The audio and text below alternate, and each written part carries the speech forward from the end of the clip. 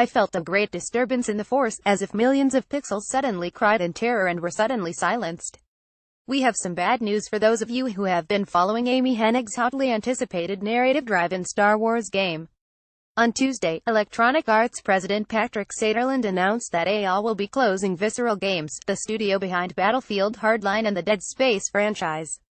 The action-adventure Star Wars game that was in development at Visceral isn't dead yet, but it is being delayed until an unspecified date as development shifts to a new team led by EA Vancouver.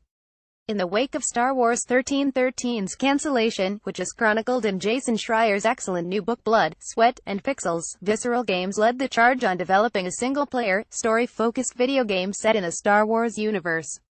To help craft the title, Visceral tapped Amy Hennig, the former head writer and director behind the Uncharted series. Her future with the title is currently unknown and was not mentioned in Sutherland's post.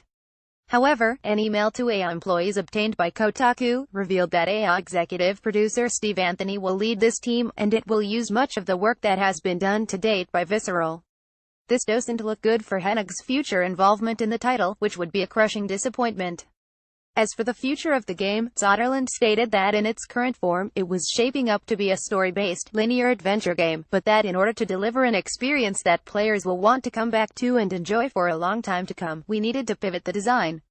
The game, which was originally slated to come out in 2019, has no official release window and is delayed until further notice.